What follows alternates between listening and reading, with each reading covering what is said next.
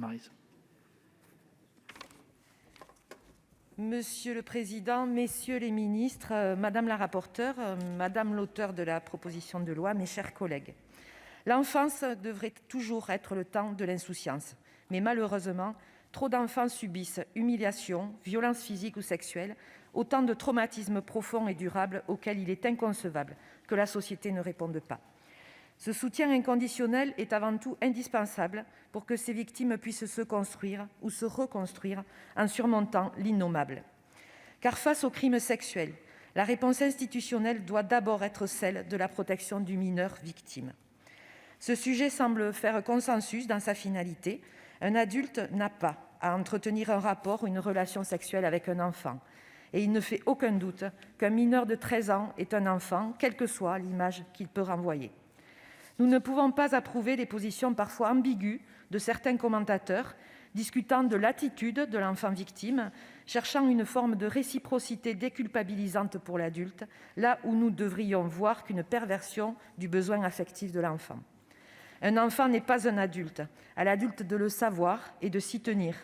Un adulte doit savoir se contrôler et s'empêcher, comme le disait Camus dans L'Homme révolté. Aussi, je ne doute pas que nous devrions arriver à une unanimité quant à la prohibition des rapports ou des relations sexuelles entre adultes et enfants. Et cette unanimité ne devra pas être perdue de vue quand nous débattrons des moyens d'y parvenir. Car cette proposition permet une avancée majeure pour notre arsenal répressif et je remercie Annick Billon et l'ensemble des signataires de cette proposition de loi, ainsi que Marie Mercier, notre rapporteure, qui a enrichi aussi le texte. Elle pose un interdit clair et strict à travers la création d'une infraction autonome, interdisant sans détour à un majeur d'avoir une relation sexuelle avec un mineur de 13 ans. Il est nécessaire que notre droit puisse répondre avec fermeté et sans complexité à ces abus. Nous saluons donc l'ensemble des dispositions de ce texte, tant pour leurs solutions apportées en vue de faciliter la répression des faits incriminés, que pour leur respect de nos principes fondamentaux, en ne retenant ni l'imprescriptibilité ni l'irréfragabilité. Toutefois, cette évolution ne signifie pas que tout est enfin réglé. D'abord, nous devons réfléchir aux moyens de protéger avec la même efficacité les enfants de 13 à 15 ans, afin qu'il n'y ait pas d'effet de seuil au-delà à la date d'anniversaire d'un mineur victime. Certes, cette proposition apporte une première réponse en disposant que la contrainte morale ou la surprise peuvent également résulter de ce que la victime mineure était âgée de moins de 15 ans et ne disposait pas de la maturité sexuelle suffisante. Nous devrons donc observer comment les juges s'approprieront cette disposition et cette notion de maturité sexuelle suffisante, sans non plus nous empêcher de poursuivre nos réflexions en vue de perfectionner encore davantage ces mécanismes.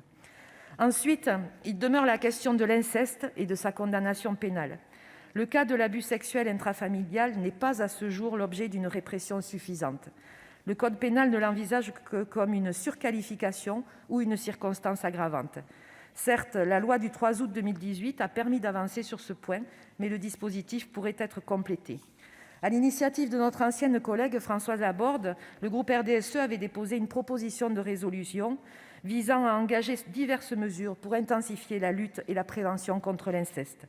Je renouvelle donc notre souhait que des réflexions soient poursuivies sur cette question. Enfin, et c'est peut-être le plus important, il faut observer que l'arsenal répressif, même le plus perfectionné, ne suffira pas à faire cesser les abus. La loi pénale ne fait pas tout. Il faut aussi œuvrer pour une meilleure sensibilisation de la société sur ces sujets, sans les abandonner aux excès qui peuvent être observés dans les réseaux sociaux. Il est aussi nécessaire de venir à un meilleur accompagnement des victimes, ainsi qu'à un meilleur suivi médical des auteurs des actes. Pour cela, au-delà des seules sanctions, nous devons travailler à soutenir et aider davantage les professionnels des services de protection à l'enfance, faisant face à ces situations particulièrement lourdes d'un point de vue émotionnel et délicates dans leur suivi. Toutes ces remarques n'enlèvent rien au texte que nous discutons et au sujet duquel le groupe RDSE se montre favorable sans réserve. Je vous remercie. Merci, chers collègues.